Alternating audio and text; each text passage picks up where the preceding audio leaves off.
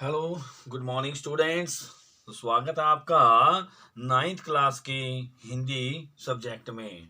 तो स्टूडेंट्स आज हम कक्षा 9वीं की पुस्तक करने जा रहे हैं क्षितिज, जिसमें पाठ नंबर 8 है, एक कुत्ता और एक मैना। तो देखिए, इसके जो लेखक हैं हजारी प्रसाद द्विवेदी जी हैं और उन्होंने इस पाठ में क्या संदेश दिया है कि कवि की मर्म भेदी दृष्टि होती है, हर कुछ भेद जानने वाली होती है। कोई भी जो कवि है या यानी कविताएं जो पढ़ता है या कविताएं लिखता है या लेख कोई भी लिखता है, हिंदी का कोई लेखक है, पंजाबी का लेखक है, इंग्लिश का लेखक जो है, तो वो हर किसी के हृदय की जानता है। उसके सारे सारे की सारे कोई भी भेद हो, किसी के दिल में कुछ भी बात हो, तो वो स्पष्ट रूप से जान लेता है। अंतर्यामी की तरह से होता है वो। आगे कहता है कि सूक्ष्म दृष्टि और सहानुभूति के सहारे किसी के हृदय में भी उतरा जा सकता है। कहता है ना, किसी के दिल में उतरना बहुत औखा होता है। यदि आपकी सूक्ष्म दृष्टि है, बारीक की नजरों से आप देखते हो, और सहानुभूति यानी कि यदि आपके मन में किसी के लिए दया भावना है, किसी के लिए श्रद्धा भावना है, तो आप उसके हृदय में बहुत जल्दी उतर जाओगे, आप उसके दिल में जल्दी बैठ जाओगे। तो यही कुछ उन्होंने अपने इस पाठ में बताया है, एक कुत्ता और एक मैना में। तो सबसे पहले स्टूडेंट्स आप करने जा रहे हैं हजारी प्रसाद द्विवेदी जी के जीवन परिचय के बारे में कुछ हम पढ़ने जा रहे हैं। तो देखिए, हजारी प्रसाद द्विवेदी का जन्म सन 1907 में आरत दुबे का छपरा नामक गांव में हुआ था। ये आजकल क्या है, बिहार में जो है ये आरत दुबे का जो छपरा है, बहुत बड़ा जिला बना हुआ है। अब उनकी आरंभिक शिक्षा घर पर ही हुई।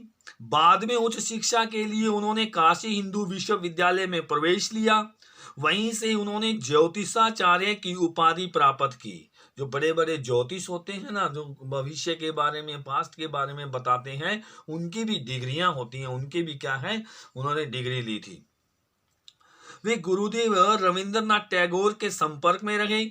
उनके पिता श्री अनमोल प्रसाद द्विवेदी जी अध्ययनशील व्यक्ति थे।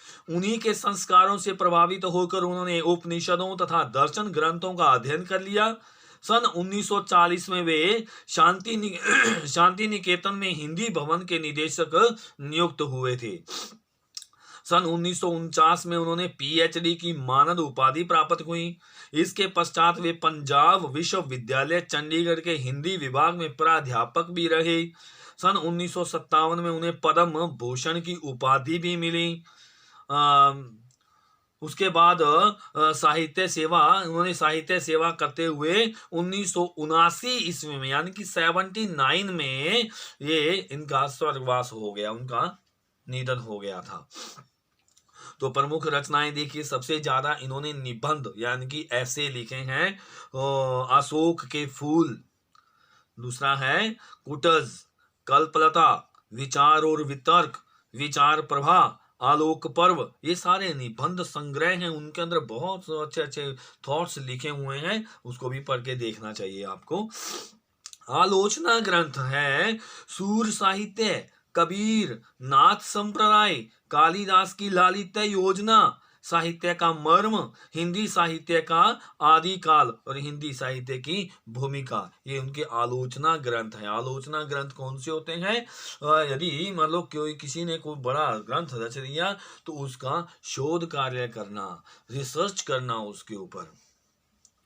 उपन्यास, उन्होंने उपन्यास भी, नॉवल भी लिखे हैं, जैसे बाण भट्ट की आत्मकथा, चारू चंद्र लेख तथा अनाम दास का पोथा। उपयुक्त रचनाओं के अतिरिक्त धर्म और संस्कृति से संबंधित प्राचीन भारत के कला विनोद, सहज साधना, मध्यकालीन धर्म साधना भी आपकी प्रश्न प्रतिनिधि रचनाएं हैं। द्विवेदी जी की समस्त रचनाएं हजारी प्रसाद द्विवेदी ग्रंथावली में संकलित हैं। यानी कि हजारी प्रसाद द्विवेदी ग्रंथावली एक बहुत बड़ा ग्रंथ है, उसके अंदर उन्होंने अनेक पार्ट्स में क्या है अपनी रचनाएं लिखी हुई है। तो उनकी साहित्यिक विशेषताएं देखिए, तो उनकी साहित्यिक विशेषताएं क्या है, जो उन्होंने रचनाएं रचनी है इतनी, उनके अंदर क्या चीज, किस चीज का वो मुद्दा बनाया, किस चीज को उजागर किया है उन्होंने। आचार्य हजारी प्रसाद द्विवेदी के निबंधों की आधार भूमि सांस्कृतिक है। द्विवेदी जी ने भाषा साहित्य, धर्म, समाज, संस्कृत, कला साहित्य, ज्योतिष, प्राकृतिक सौंदर्य, पर्व आदि अनेक विषयों के संबंध में अपने विचार व्यक्त किए हैं। मनुष्य के सांस्कृतिक जीवन का कदाचित ही कोई ऐसा पक्ष हो जिसके संबंध में उन्होंने कुछ न कहा हो। इन विषयों पर विचार प्रकट करते हुए उन्होंने मनुष्य शक्ति में विश्वास प्रकट किया है। मतलब कोई भी मानव समाज का ऐसा पहलू नहीं छोड़ा जिसके बारे में उन्होंने ना लिखा हो। द्विवेदी जी क्या उच्च कोटि के आलोचक, उपन्यासकार और अनुवादक भी थे। आपके निबंध विद्वता, प्रतिभा एवं पांडित्य के श्रेष्ठ उदाहरण कहे जा सकते हैं। अनेक निबंधों में विषय की विविधता के साथ साथ सूक्ष्म दृष्टि, गहन अनुभव, गंभीर चिंतन, विशेष दृष्टिकोण, रोचक शैली के दर्शन भी इनके ग्रंथों में होते हैं। तो स्टूडेंट्स, नेक्स्ट इनकी है भाषा शैली। उन्होंने कैसी भाषा का प्रयोग किया है। आचार्य हजारी प्रसाद द्विवेदी के निबंधों की भाषा सरल होते हुए भी परिमार्जित है। वह प्रभावमयी भी है और भावों से परिपूर्ण भी। व्यंग्य शैली के द्वारा उन्होंने अपने निबंधों में अपने पांडित्य को हावी नहीं होने दिया। वे स्थान स्थान पर संस्कृत साहित्य को उदाहरण देते हुए अपनी बात की पुष्टि करते चलते चले जाते हैं। उन्होंने अपने निबंधों में प्रसंगानुकूल तत्सम शब्दावली के साथ साथ साधारण बोलचाल के शब्दों का भी सुंदर प्रयोग किया है। मुहावरों का भी कहीं पर उन्होंने बहुत अच्छा सटीक प्रयोग किया है। तो उनका हिंदी साहित्य के लिए क्या है, एक बहुत बड़ा ये वरदान मिला हुआ है हिंदी साहित्य को हजारी प्रसाद द्विवेदी के रूप में। तो स्टूडेंट्स, एक कुत्ता और एक मैना एक निबंध है, एक विचार है, इसमें थॉट है, विश्लेषणात्मक थॉट है। इसको थोड़ा सा सोच समझ के इसको अपनी बुक में भी पढ़िएगा। इसका कुछ एक सार हमारे पास है, मैं आपको इसका मेन थॉट, मेन इसका विचार अपने सार में आपको पढ़ के सुना देता हूं, जरा ध्यान से सुनिएगा। ये प्रस्तुत निबंध हजारी प्रसाद द्विवेदी की सुप्रसिद्ध रचना है। लेखक ने भावात्मक शैली का सफल प्रयोग करके साधारण घटनाओं को श्रेष्ठ रचना का रूप दिया है। विषय विस्तार न होते हुए भी यह रचना भावों का गुंफित रूप है। संपूर्ण निबंध में गुरुदेव रविंद्रनाथ का व्यक्तित्व झलकता है। मतलब उनकी पर्सनैलिटी ही झलकती है, क्योंकि ये रविंद्रनाथ टैगोर के संपर्क में सबसे ज्यादा रहे थे और रविंद्रनाथ टैगोर के बारे में जितने विचार हैं वो सारे रविंद्रनाथ टैगोर के बारे में ही पढ़ेंगे आप इसके अंदर।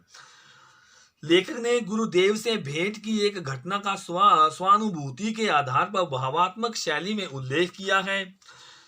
एक दिन गुरुदेव ने निश्चय किया कि आश्रम को त्याग कर अन्यत्र रहना चाहिए। वे श्री निकेतन के पुराने 3 मंजिले मकान में आकर रहने लगे। उन दिनों ऊपर जाने के लिए लोहे के चक्करदार सीढ़ियों का प्रयोग करना पड़ता था।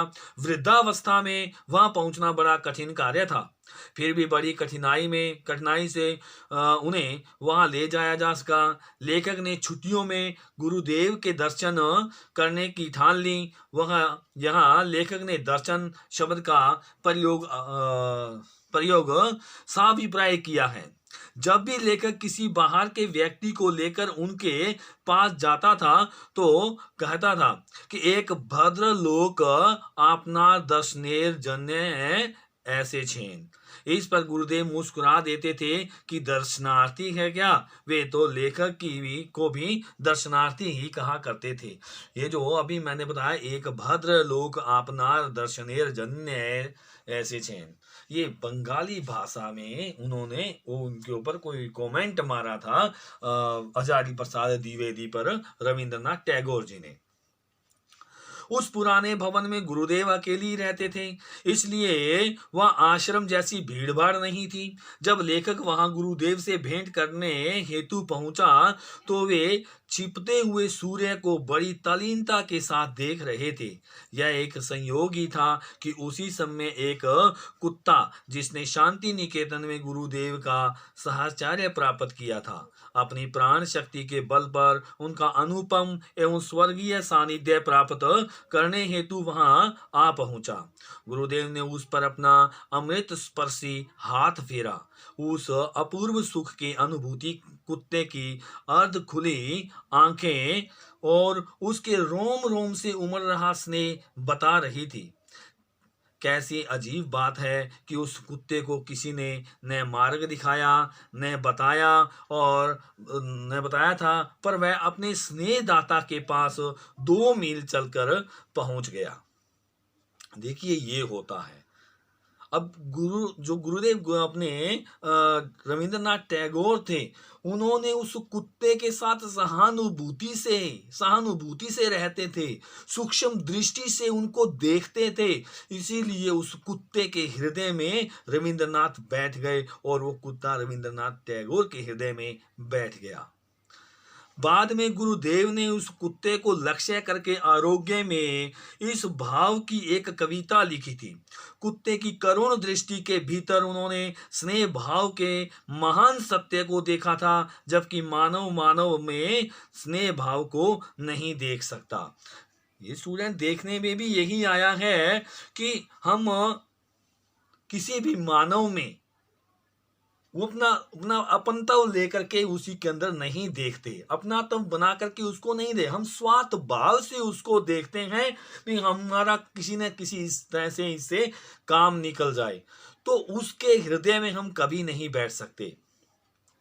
उन्होंने यह भी बताया कि कैसे यह भक्त कुत्ता उनकी उपासना के समय उनके आसन के पास चुपचाप बैठा रहता है, और जब पूजा के बाद वे अपना स्नेहपूर्ण हाथ उस पर फेरते हैं तो वह आनंद से पुलकित हो उठता है। कुत्ता वास्तव में चैतन्यशील प्राणी है। वह अहेतुक प्रेम की भावना को भली भांति समझता था तथा अपनी करुण दृष्टि से आत्म समर्पण के भाव को प्रकट करता है। तो स्टूडेंट्स, ये अभी अपनी गुरुदेव रविंद्रनाथ टैगोर ने बताया है कि वह अहेतुक प्रेम होता है उसमें, कुत्ते में। कुत्ते को किसी प्रकार का स्वार्थ नहीं होता है। कुत्ते को सिर्फ यही होता है कि ये मेरा मालिक है, मैंने इसके साथ अपनी वफादारी निभानी, और वफादारी में कुत्ता क्या है, एक वफादारी का प्रतीक रहा है। तो इसी प्रकार क्या है कि कुत्ता अपने स्वामी को अपने हृदय में धारण करके रखता है, लेकिन स्वामी जो होता है वो नहीं रखता है, क्योंकि उसको कुत्ता जो है वो अहेतुक प्रेम भावना से उसके साथ रहता है। गुरुदेव ने वाणी विहीन कुत्ते की करुण दृष्टि में एक महान सत्य के दर्शन किए हैं। इसलिए द्विवेदी जी ने कहा है, कवि की मर्म भेदी दृष्टि ने इस भाषाहीन प्राणी की करुण दृष्टि के भीतर उस विशाल मानव सत्य को देखा है जो मनुष्य के अंदर भी नहीं देख पाता। इसके साथ ही लेखक ने एक और आश्चर्यजनक घटना का उल्लेख भी किया है। जब गुरुदेव की चिता भस्म का मतलब जब गुरुदेव का देहांत हो गया, रविंद्रनाथ टैगोर का देहांत हो गया, उसके बाद उनका संस्कार किया गया। संस्कार करने के बाद जो राख होती है उसे चिता भस्म बोलते हैं। तो चिता भस्म को कलकत्ते के आश्रम में लाया गया, तो वह कुत्ता बड़े सहज भाव से वहां आश्रम वासियों के साथ बड़े उदास भाव से उत्तरायण तक गया।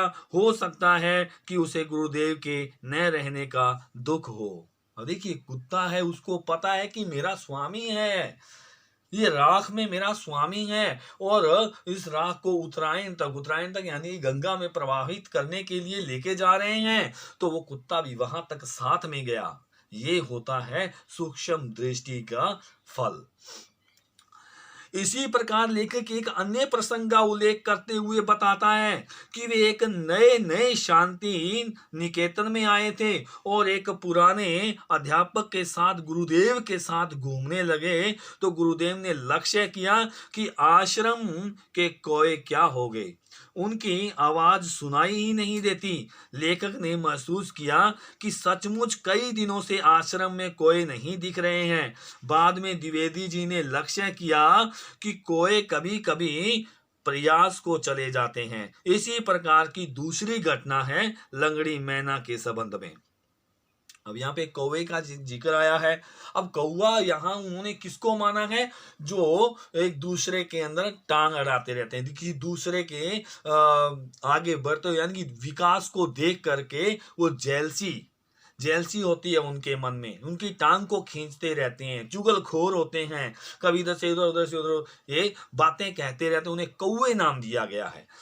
जो दूसरी घटना है वो एक लंगड़ी मैना के बारे, कुत्ते के बारे में हमने पढ़ा, और एक मैना जो है, अब मैना का दूसरा प्रसंग है, मैना के साथ उन्होंने क्या मर्म भेदी दृष्टि अपनाई। गुरुदेव ने उसे देखकर कहा, देखते हो यह यूथ भ्रष्ट है। यूथ भ्रष्ट यानी कि जवानी में कोई अंग खो जाना, जवानी में कोई हमारी भावनाएं मर जाना, जवानी में कोई ना कोई ऐसा हम काम कर बैठते हैं जो हमारा आगे सारी की सारी जिंदगी खराब कर देता है, उसे यूथ भ्रष्ट कहा जाता है। रोज फुदकती हैं, ठीक यहीं आकर मुझे इसकी चाल में एक करुण भाव दिखाई देता है। गुरुदेव के कहने पर लेखक उस मैना में निहित करुण भाव को अनुभव कर सका था। बाद में लेखक ने अपने अनुभव के आधार पर पाया कि मैना करुण भाव दिखाने वाली पक्षी नहीं है, वह दूसरों पर अपनी अनुकंपा दिखाने वाली है। जिस मकान में लेखक महोदय रहते थे उसकी दीवारों में चारों ओर सुराग थे। उन सुरागों में मैना का एक जोड़ा हर वर्ष अपनी गृहस्थी जमाता था। यानी कि जब कच्चे मकान हुआ करते थे, सुराग हुआ करते थे, तो वहां पर क्या होता था, एक मैना, एक उसका यानी कि मादा मैना और नर मैना आकर के वहां पर अपना घोंसला बनाते थे, गृहस्थी जमाते थे अपनी। तो लेखक द्वारा दीवार में ईंट लगा देने पर वे खाली स्थान का उपयोग करने से कोई कसर न छोड़ते थे। अपना सारा काम बड़े उत्साह व परिश्रम से करते थे। इतना परिश्रम करने पर भी वे सदैव प्रसन्नचित्त रहते थे और उनके गान परिपूर्ण होते थे। पति पत्नी में अगाध प्रेम था, पर उस मैना में गुरुदेव ने करुण भाव की अनुभूति की थी। इस भाव से परिपूर्ण गुरुदेव ने एक कविता लिखी थी। गुरुदेव ने अपने हृदय साम्राज्य में विचरण करके उस मैना की करुण दशा का अनुमान किया था। यह बेचारी किसी परिस्थिति विशेष में पड़कर अपने प्रिय से विमुक्त हो चुकी थी। एक दिन वह मैना उड़ गई। तो देखिए, उपयुक्त विवेचन को देखते हुए कहा जा सकता है कि कवि की दृष्टि में जो मर्मभेदी शक्ति होती है उसके दर्शन अन्यत्र नहीं हो सकते। अब जो मर्मभेदी दृष्टि रखता है, अब वो और किसी को नहीं, उसको जिसको भी देखता है उसको अपने हृदय में उतार देता है। कवि केवल मानव के हृदय की ही बात नहीं समझते, अपितु मानवेतर पशु पक्षियों के स्नेह भावना को भी सहज भाव से अनुभव कर सकते हैं। अब जो कवि हैं वो ये नहीं है कि वो मानव के ही दिलों को, मानव के ही उनके भावों को समझते हैं, वो पशु पक्षियों के भी भावों को समझना शुरू कर देते हैं। वे अपनी इस मर्मभेदी दृष्टि से यह बता देते हैं कि मूर्ख प्राणी भी अपने सहज ज्ञान से मानव को महान सत्य के दर्शन करा सकते हैं। यानी कि मूर्ख प्राणी भी क्या होते हैं, वो भी मनुष्य को चेतनशील बना सकते हैं कि हम भी ऐसे हैं तो आप ऐसे क्यों नहीं हो सकते, आपके पास तो अच्छी बुद्धि है, आप श्रेष्ठ हो। तो स्टूडेंट्स, इस प्रकार हमारा ये लेसन पूरा हुआ। एक कुत्ता और एक मैना, इसके क्वेश्चन आंसर आप फाइंड कीजिएगा। धन्यवाद।